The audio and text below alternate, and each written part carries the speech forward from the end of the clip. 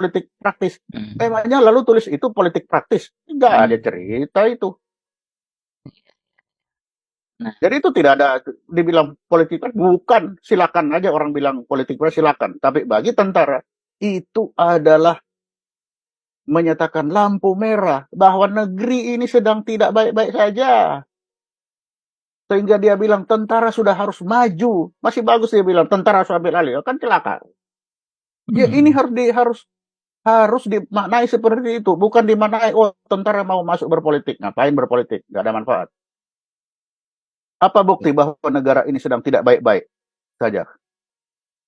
Saya 30 tahun di intelijen. Intelijen bilang menghancurkan negeri ini, hancurkan dari sistem hukumnya. Hmm. Salah satu sistem hukum yang ada kita punya itu apa? Polisi. Memangnya polisi lagi baik-baik sekarang? Siapa yang bilang polisi baik-baik sekarang?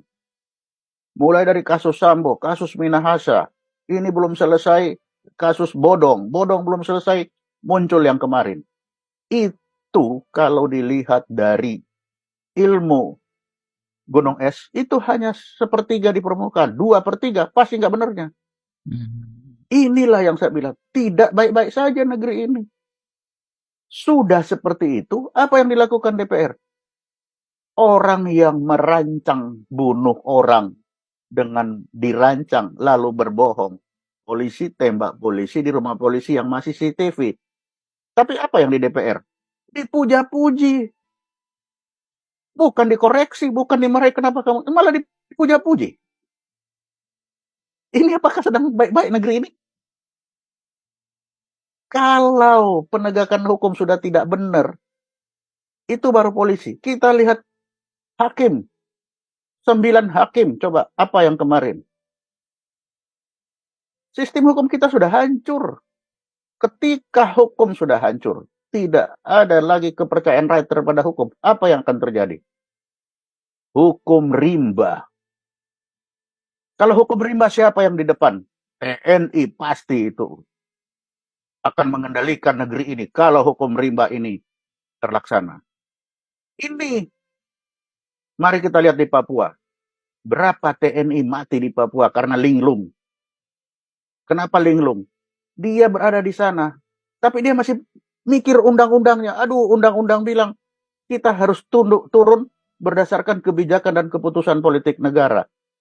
Orang yang harus mengambil keputusan tidak mengambil keputusan sampai hari ini. Katanya di sana KKB. Apa KKB? Kelompok kriminal bersenjata. Kriminal kok tiap hari bisa bunuh TNI?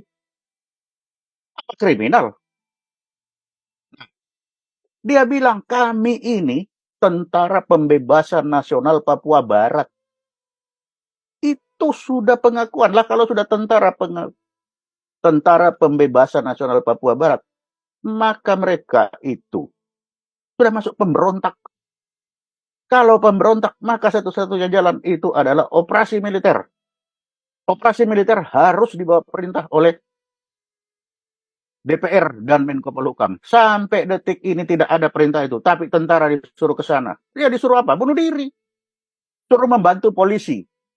Membantu polisi untuk menegakkan hukum. Tentara memang didesain untuk penegakan hukum. Tentara didesain itu untuk operasi militer. Bukan untuk penegakan hukum. Inilah yang saya bilang. Negeri kita sekarang tidak baik-baik saja. Orang yang harus mengambil keputusan tidak tahu bahwa dia harus ambil keputusan. Tentara ditaruh di sana. Sudah ditaruh di sana, ya coba. Baru tulisan saja sudah rame. Apalagi nanti dia bertindak. Ayo. Ini yang bicara juga enggak pakai pikiran itu, coba. Coba dia suruh taruh di Papua sana. Jadi apa yang ditulisan oleh Pangdam, saya dukung 1000%. Karena memang negeri kita saat ini sedang tidak baik-baik saja. Itu saja. Iya, luar biasa ini ya penjelasan Pak Sulaiman ya. Jadi Hmm. jiwa kesatria seorang tentara ini ternyata masih muncul ya, Oh, khususnya. makanya aku pakai merah malam ini. Memperlihatkan kita siap bertempur untuk menegakkan kedaulatan. Betul betul Menjaga Pak. keutuhan wilayah. Iya, Melindungi segenap bangsa. Ini para politikus hanya bikin aturan, tapi dia sendiri lupa aturan yang dia buat. Malah nah, dia korbankan TNI di lapangan. iya, Coba, betul betul. ayo. Lalu kita suruh tunduk kepada aturan yang dia buat, yang dia sendiri sudah tidak tahu, kita suruh tunduk. Ini apa nggak begini? Ayo. Hanya tulisan itu aja kok dipermasalahkan. Itu Tapi perintah dia yang tidak turun sampai hari ini mengakibatkan TNI linglung di Papua. Untuk apa? Menjaga keutuhan wilayah. Terus mau diapain? Kita bicara KKB, kita berbicara kelompok kriminal. Kalau kelompok kriminal apa ujungnya? Penegakan hukum. Apakah penegakan hukum kita sekarang sedang baik-baik? tidak. Siapa bilang sedang baik-baik? Sistem hukum kita udah hancur sekarang, tapi kita masih bilang, oh bagus, kembalikan ke hukum. Ini apa ini kayak begini nih? Ayo, coba kamu ini yang masih muda-muda itu, mari kita lihat coba. Betul. Apa yang saya sampaikan ini mimpi kah? Apakah tidak punya fakta? 30 tahun saya di intelijen. Iya. Itu fakta di lapangan. Itu Pangdam. Itu punya anak buah itu di lapangan yang tiap hari ada bersama-sama rakyat. Para politikus itu, para yang tadi yang bikin tulisan itu apa sama tiap hari dengan rakyat? Ayo. Betul. Insyaallah. Nah, ini luar biasa. Yang pastinya Pak Sulaiman pakai baju merah ini bukan berarti petugas partai gitu Pak ya. Oh bukan, saya sekarang tiap perang untuk membela Pangdam itu tadi. Iya Pak, luar biasa ini. Itu. Betul Karena Pak. yang terjadi sekarang itu. Saya lihat kenapa ini Pangdam kok dianggap melanggar ini. Ya silakan mau langgar undang-undang itu kita bikin sendiri. Jangankan Pangdam, yang buat aja nggak tahu kok. Apalagi kita suruh. Jadi saya membela si Pangdam itu. Sudah benar itu, tidak ada salahnya. Iya. Nah, itu. Oke. Iya, Kalau Pak. ada yang nyalakan, ayo berhadapan dengan saya. Kita diskusi undang di sini. Iya, diskusi ya luar biasa ini. Iya, jadi saya bisa menggarisbawahi tadi penjelasan dari Pak Sulaiman. Ini semakin jelas ya bagi kita rakyat bahwa memang yang kalau dulu sempat ya berpolitik praktis itu kan mendukung partai tertentu ya. Artinya kalau Ya, sekarang kan betul.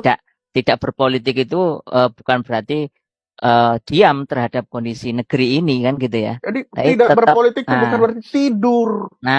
itu Pak. Siapa bilang politik itu tidur? Tapi kita tetap melihat, mengawasi apakah masyarakat ini berpolitik dengan baik. Betul. Karena kita tetap harus menjaga kedaulatan, harus tetap ada. Keutuhan wilayah dan keselamatan bangsa ini harus kita jaga. Itu tugas pokok kita. Nah, oke Pak. Luar biasa Nah, ini jadi penjelasan. kalau berbicara, seorang Pangdam bicara itu sudah pasti ada empiriknya. Dan mari kita lihat bersama. Apakah sistem hukum kita sudah benar sekarang? Coba aja, siapa bilang benar? Ya, betul, Pak. Ini Ayo.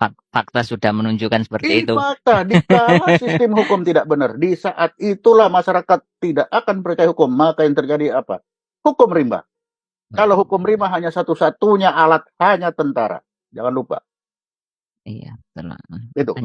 Makanya slogannya TNI dan TNI bersama rakyat, TNI kuatkan begitu Pak ya. Kenapa tadi? Melindungi segenap bangsa. Itu salah satu tugas TNI. Kalau sudah hukum rimba, maka gigit-gigitan antara rakyat itu. Kenapa? Karena sistem hukum sudah hancur. Kalau tidak ada kepercayaan kepada sistem hukum hancur. TNI harus turun untuk melindungi segenap bangsa. Tuh.